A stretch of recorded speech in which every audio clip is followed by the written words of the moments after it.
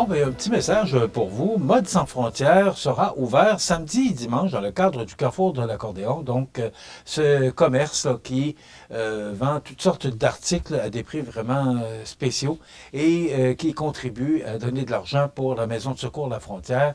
Donc, le Mode sans frontières au 128 de la gare à Montmagny sera ouvert tout le week-end dans le cadre du Carrefour mondial de l'accordéon. C'est important de dire samedi et dimanche parce que lundi, probablement qu'ils seront fermés dans le cadre de la fête du travail. Comme nous, on sera en congé lundi.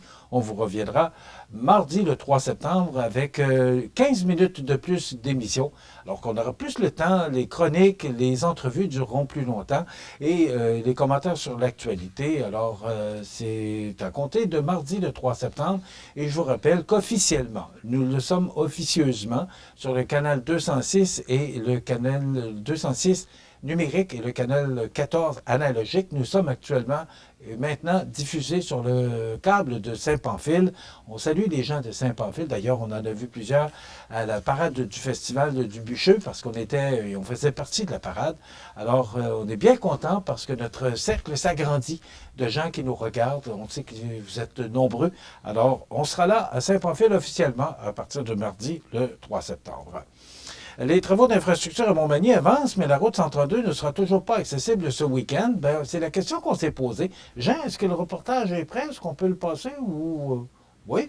Jean Carbonneau a réalisé un très bon reportage hier pour vous montrer la situation actuelle. On pensait que le boulevard Taché ou la route 132 serait réouverte là, pour le temps du Carrefour mondial de l'accordéon. Mais non, les travaux s'étirent. Il y a toujours des imprévus. Alors voici le reportage de Jean.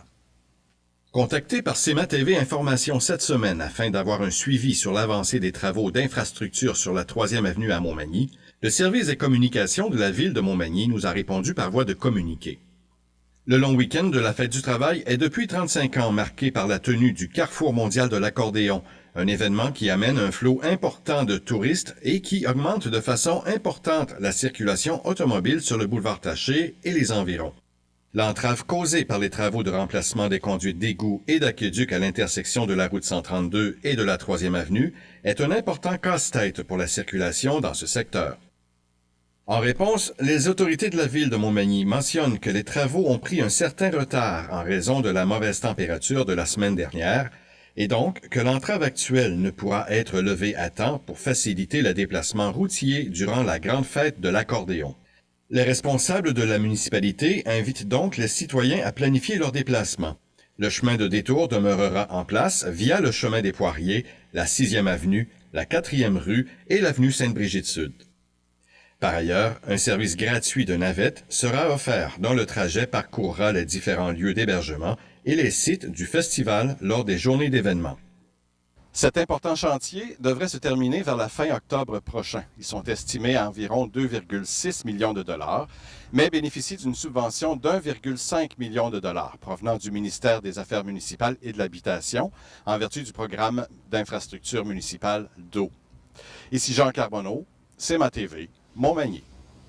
Alors, ce que vous venez de voir, ce reportage-là, bien, de plus en plus, vous allez en voir sur nos ondes au cours de l'automne, parce qu'avec Jean Carbonneau, qui est notre directeur de production ici, également avec Mario Lacombe, et probablement un autre reporter qui va s'ajouter à notre équipe là, au cours des prochaines semaines. Donc, vous allez voir progressivement. Là, il n'y aura pas de gros changements le 3 septembre, mais vous allez voir que progressivement, là, on va ajouter beaucoup d'éléments à notre programmation. Vous savez, on est de plus en plus nombreux. On le sent que vous êtes là et que vous nous regardez. Alors, on s'est dit numéro 1 de l'information sur la Côte-du-Sud. Donc, comme on veut garder notre titre, bien, on va faire tout ce qui est en notre pouvoir pour bien vous informer. Alors, suivez-nous là et continuez à nous suivre sur cematv.ca. Également, on est sur notre site Internet. Là. Vous pouvez aller voir sur notre site. L'émission est représentée tout le temps là, en direct. Donc, vous pouvez nous suivre à cet endroit sur Cogeco et également sur le câble de Saint-Pamphile et notre réseau de télévision aussi. On sait qu'on est dans toutes les salles d'attente d'hôpital, jusque chez Mike, à la Pocatière, chez Promutuel, Clinique dentaire Montmagny, Clinique dentaire Saint-Jean-Port-Joli. Alors, vous pouvez nous suivre partout. Écoutez, on a parlé d'Hydro-Québec, je n'ai pas beaucoup de temps pour vous parler, mais Hydro-Québec, on nous avait dit que c'était 3% maximum. Même le premier ministre cette semaine en a rajouté. Et là, pourtant, c'est pas. On parle de payer le double au cours des prochaines années, là, à partir de 2026.